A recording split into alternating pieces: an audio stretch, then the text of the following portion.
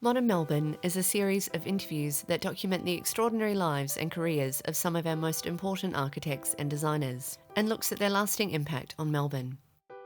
Today, we speak with Phyllis Murphy. Phyllis was one of two female graduates of architecture in 1949 at the University of Melbourne.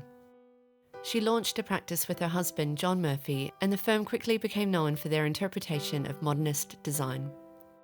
In 1952, the couple joined forces with Kevin Borland, Peter McIntyre and engineer Bill Owen to design the Melbourne Olympic Swimming Stadium. The Murphy practice was also instrumental in setting up the National Trust in Victoria, and Phyllis is now recognised for her collection of and expertise in Victorian-era wallpaper. Can you tell me about your early interest in architecture? What put you on the path to going to university to study architecture? Well, I really don't know why I was interested, but always interested in buildings, even as a small girl. Always played with building blocks. I was a bit unusual, I think. And I know my mother thought so because I was probably only about 10 perhaps, and I read in the newspaper that the first escalator had been installed in Melbourne in the Manchester Unity building.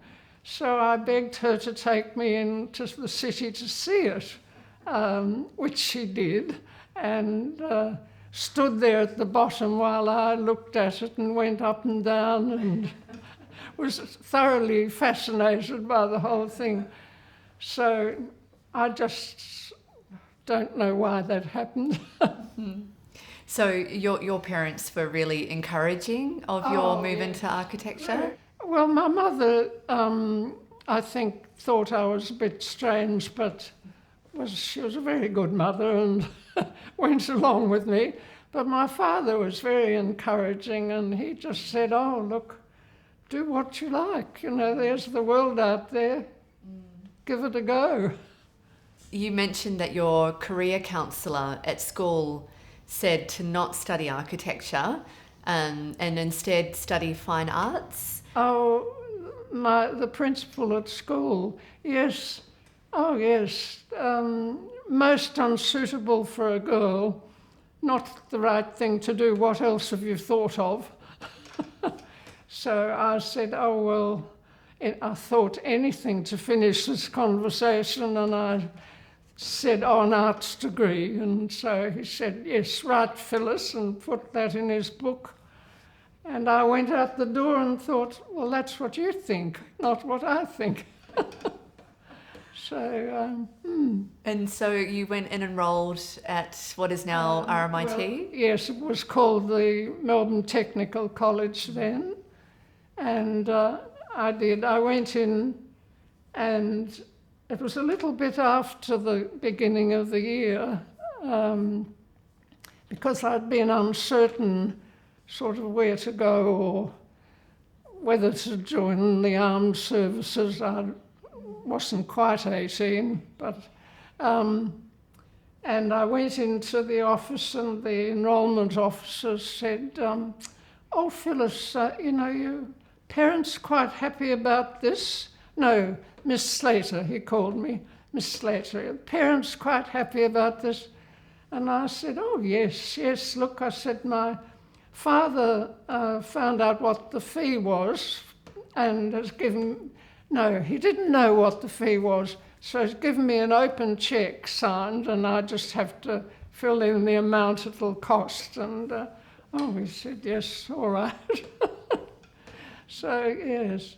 So, it was no difficulty, but just surprise, I think. Mm. And so you had a few years at RMIT? Yes, well, I did as much as I could, but then, of course, with the war years, the courses, the university course had closed, and I couldn't do any more subjects, so I worked in an architect's office for a couple of years with Young and Freeman. Which I loved being there. It was very good. And actually, it's a splendid idea, in fact, to work in an office like that halfway through your course. It gives you a great amount of information and practice, and it was most enjoyable.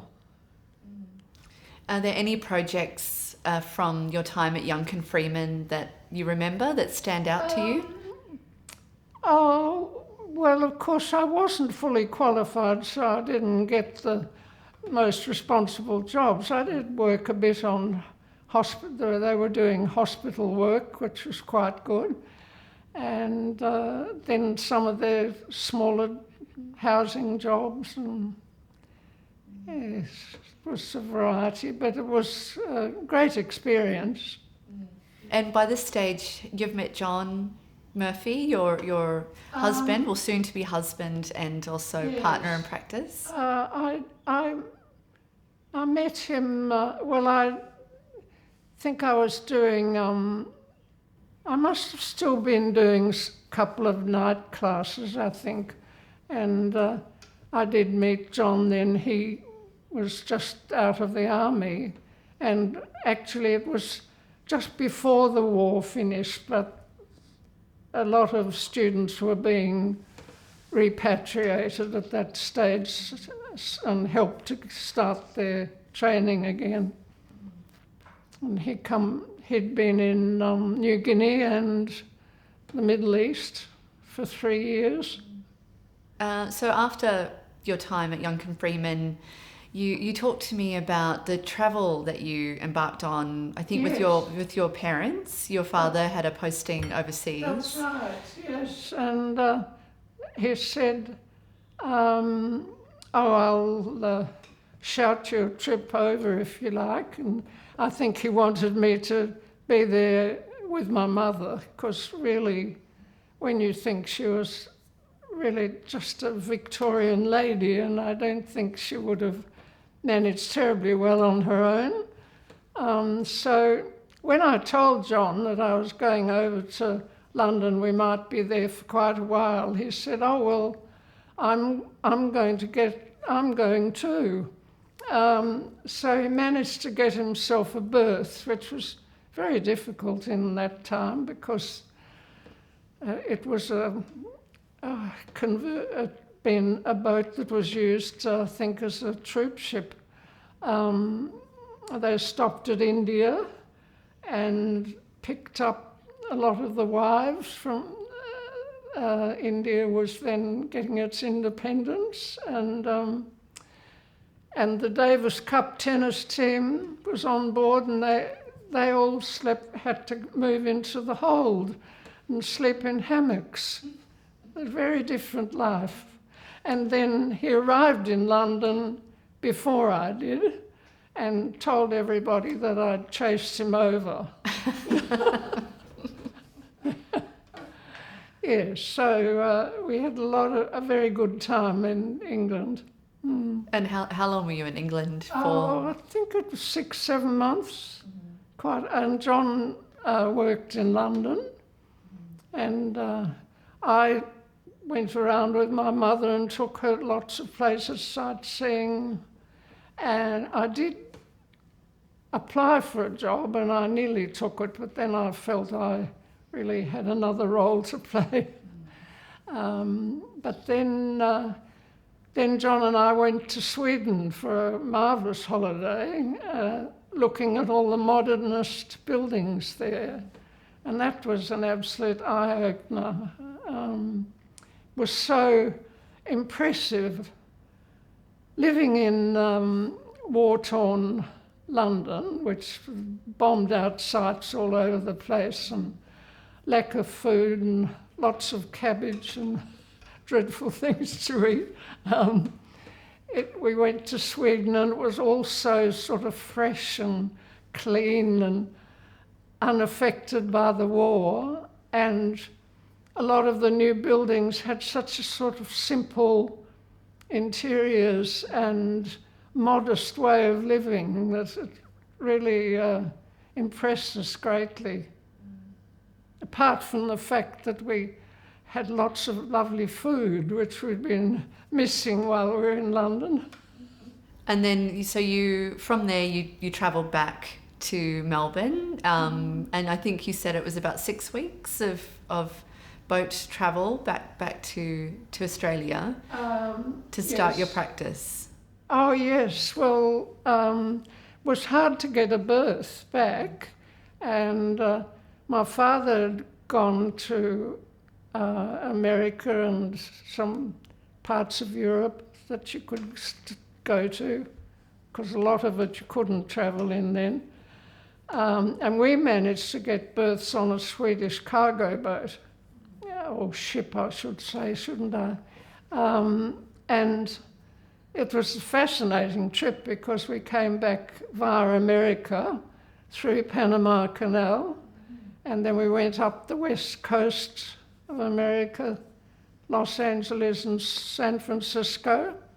My father left us, arranged for some money there so that we could stay ashore a bit, because it probably took about 2 weeks of sailing up that coast.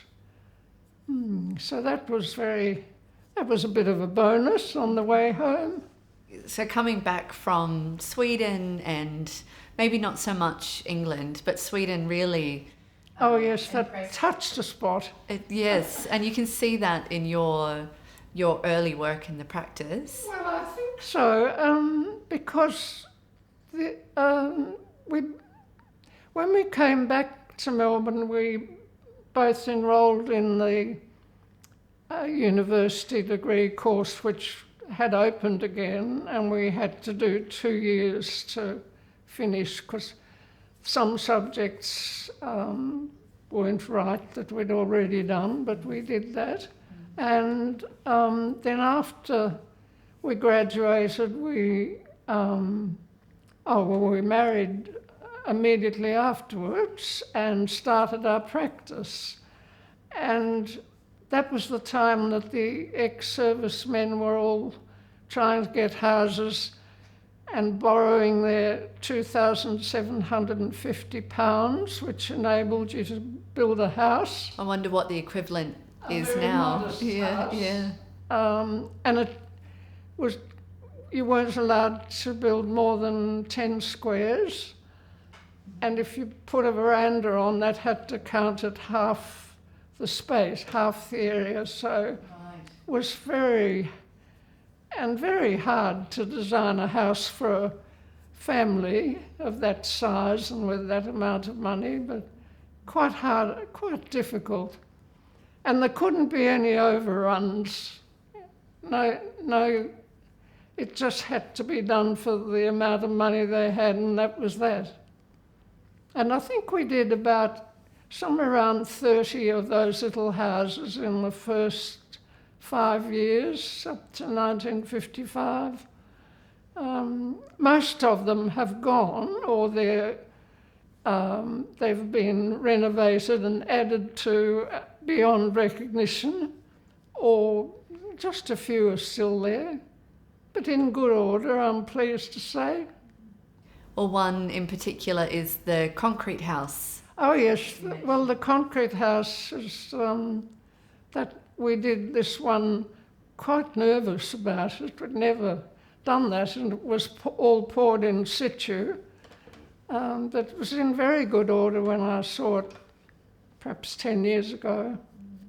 So from quite modest Modernist houses for returning servicemen and their family, you then went on to win the Olympic swimming stadium competition, which is a huge difference in scale. Oh, well, we had other work as well as the houses. You know, we did a couple of baby health centres and small office block and, you know, smallish work, but we had quite a variety of work, as well as the houses, just to keep us sane. And then you formed a partnership with Peter McIntyre, Kevin Borland, and Bill Owen, the engineer, to put in your bid for the competition. Yes. And so how did that partnership come about? Well, we were university friends. We didn't know Bill, but we knew Kevin and Peter. And we just decided to get together and give it a go. Yes, we had already entered in for a competition for a stadium, which it was decided not to build it anyway, and we weren't very happy with our submission, and we decided we wanted to, be more creative about the building itself, and our approach to it. So we worked from our small office in Camberwell, which we started before, had to do most of it at night and weekends, because your clients, we had quite a few clients, and they get a bit impatient if you're too slow. And then we got Bill Owen, and that was just the best thing we did. Not only that was he so creative and reliable and helpful with the design, but it taught John and me a lesson, really, that you should always work very well with your engineers, that you can get such a lot from them. And architects don't always do that. They are always more inclined to tell the engineer what he ought to do. But in this case, we gave Bill a free go to see if he could work out that shape of the building and that structural system, which he did so well. So that was, it was quite an exciting time.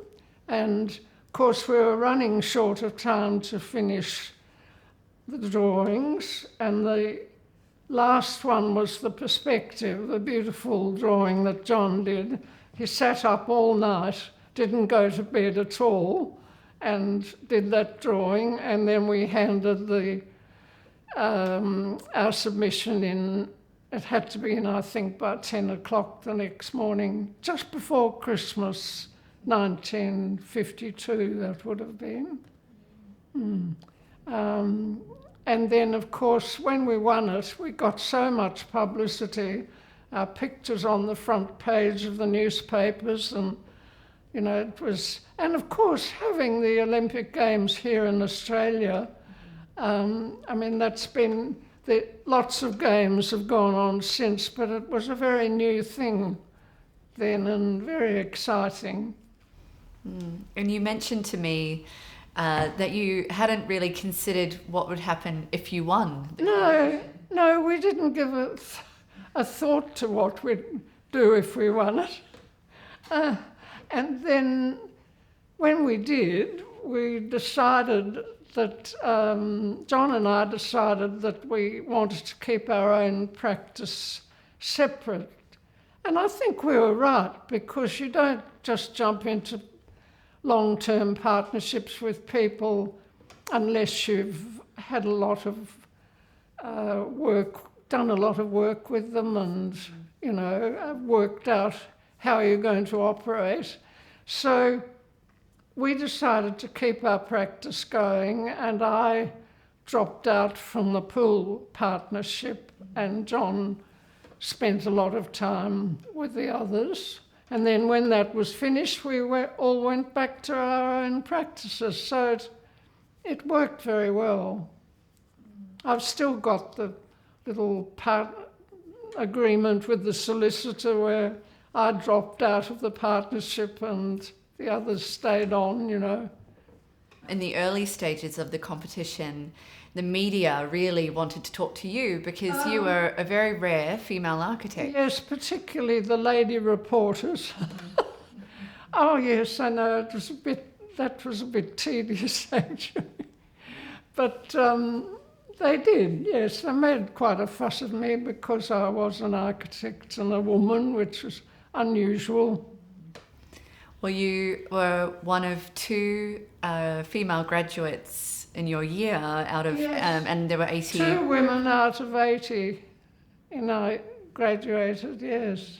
Looking back, do you feel that being a female architect ever meant that you were kind of held back or disrespected on site? Did you contemplate that at the time? Or? Oh, I don't know. I quite enjoyed it. I fitted in, and of course, John and I were very much of an item then, so that was a lot of support. I realised looking back, and all through the practice, it was. And of course, I had my name was in the firm name, which is very unusual. I've thought about it since, and a number of women architects, perhaps coming a little later than I'd, they worked with their husbands, but the practice was always in the husband's name. Ours was John and Phyllis Murphy, or when we incorporated, John and Phyllis Murphy Proprietary Limited. And so there I was, and I was accepted without question, So I think I was rather fortunate. Mm.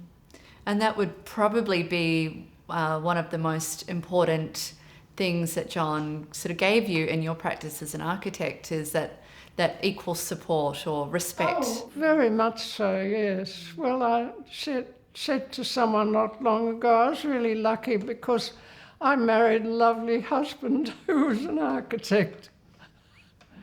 So, yes, that was good.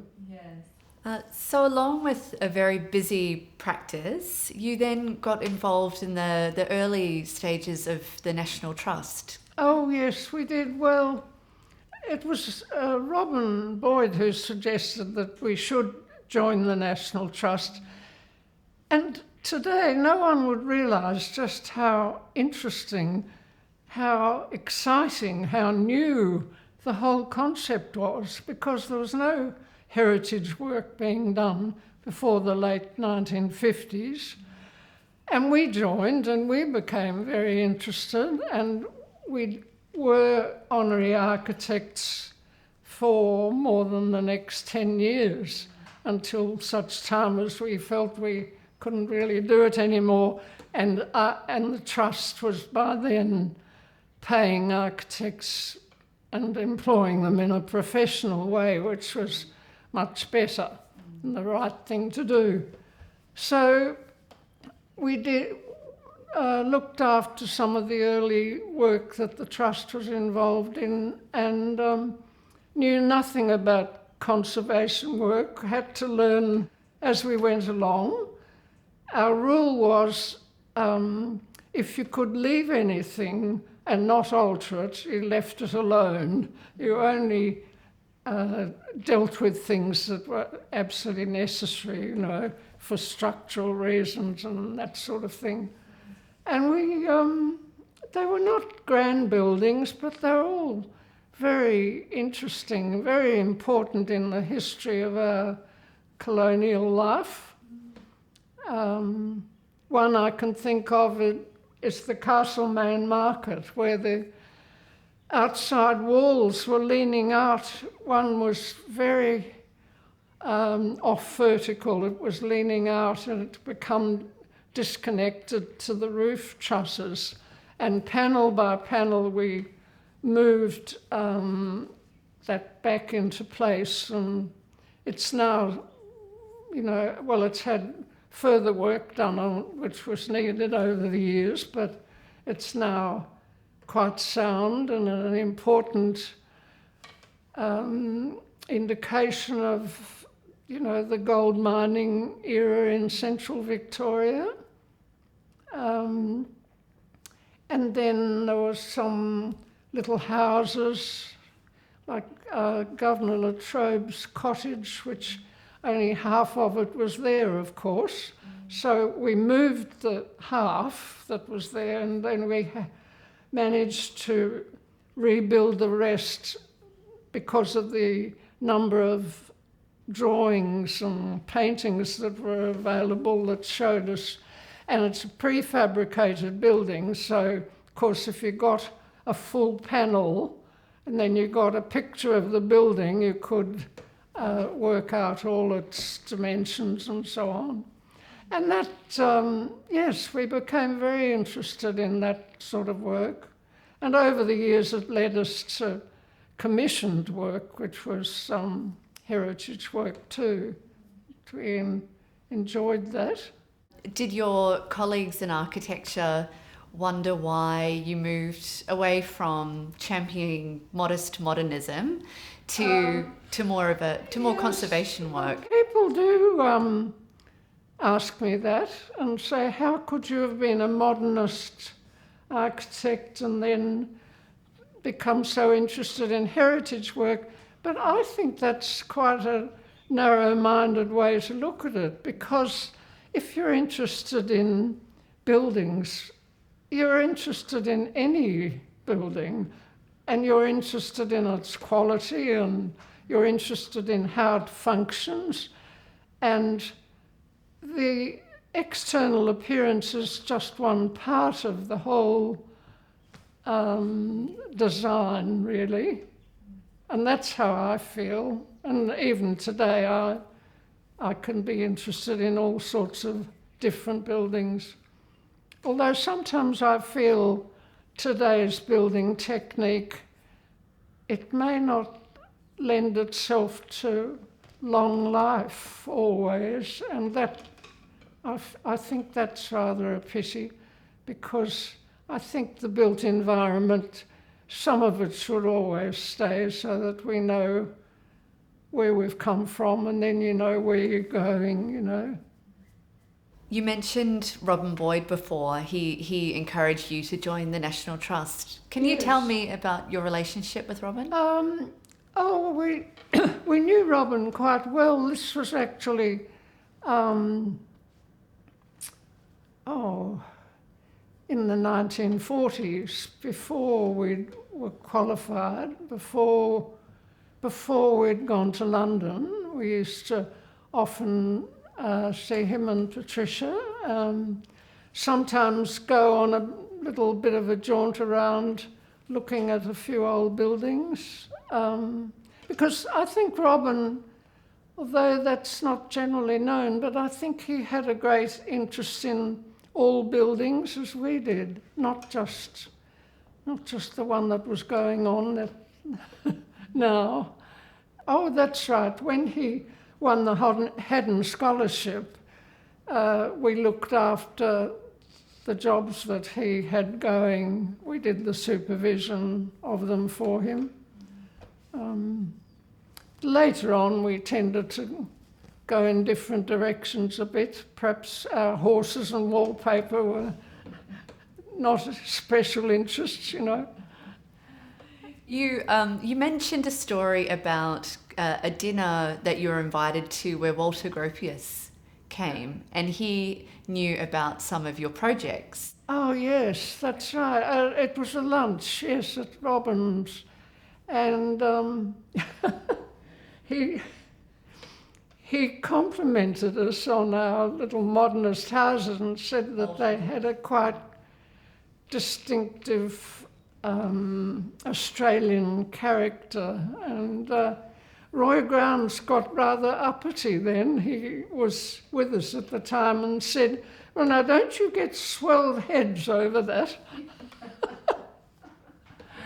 Yes, but during the work that you were doing with the National Trust, you started to build up a really impressive collection and knowledge about wallpaper.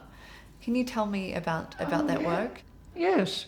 Well, when we were about to retire, we were looking to buy a house in the Kyneton area, having lunch with some friends up there, and they were asking us about some of our conservation work, and the hostess said, she said, "You'd be interested, Phyllis. There's a shed full of old wallpaper here, and I think it's going to the tip unless somebody wants it. And it turned out that it had been the premises of a painter and decorator who began in the late 1850s. The shed was to be demolished to make a car park, and nobody wanted all these wallpapers, but the family was rather upset that they might be disappearing because there were part rolls and all sorts of interesting things. And of course I said, "Oh, how fascinating." And she said, "Oh, well, I could arrange for you to have a look if you like." So that took place, and we ended up, it was a deceased estate, and John, I was speechless, I could hardly believe my eyes, and it was just a bit of fun, a sort of retirement thing, I had lots of time to spare then, and he said, "Well, let's get on to the executive of the estate and see if we can get the collection." So we did that, and I ended up with hundreds of part rolls of wallpaper that I knew nothing about. I was extremely ignorant. I had the idea that every Victorian interior was dark and gloomy. And when I saw the colour in these marvellous papers, and some of them hand-blocked and really beautiful, I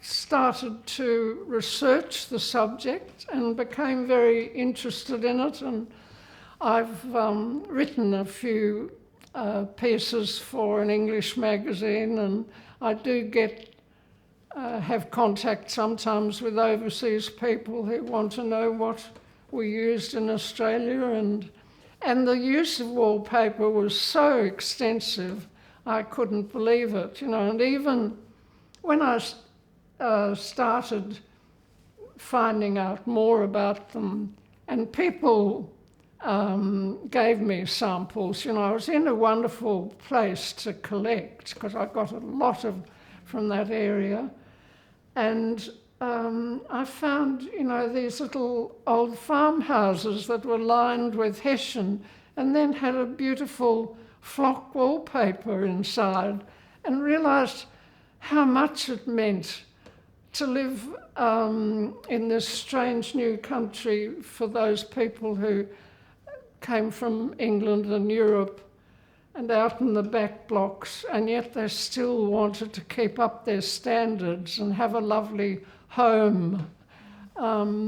So I learnt a great deal, and I've had a lot of pleasure from it, and I still get asked now and again to identify papers, and sometimes I've scraped them off the walls of buildings that are going to be renovated, and I keep those ones all in mylar enclosures so they're safe and sound for posterity, and it's still an interest for me now. You mentioned that John also took an interest in retirement. He had Parkinson's disease for about 20 years, and I cared for him. Towards the end it was quite difficult, and it was something that interested him too, because he used to sit with me when I was doing my untrained conservation work. I read up a lot about it, and I make my own paste and use my own non-toxic tissue paper at the back of the papers, and when I'd scraped off a lot of fragments, sometimes I could put them together and get the full design. And so he'd sit with me, and he was always quite interested in it, when really he wasn't up to much conversation then, and not very interested to look at the television all day. So that was a wonderful assistance to us.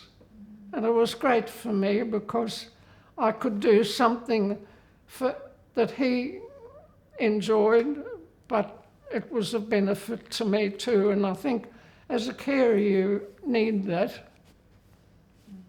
So it's been wonderful, and I still read a lot, and I've actually just started writing another little article the other day. So, yes. So thinking back on your career, would the work with the National Trust be something that you're most proud of, or is it earlier work? Are there any projects that come to mind that you're most proud of? Well, you know, I think an architect's role is one of great responsibility, and I think of it almost as a service, really. And I hope that our work was well done and that we did satisfy the requirements and that they looked well. And that's all I really wanted. I don't feel that any was so very much more important than others, large or small. Thank you, Phyllis. It's been absolutely delightful speaking to you today. Oh, it was a pleasure, and I enjoyed thinking back over my life.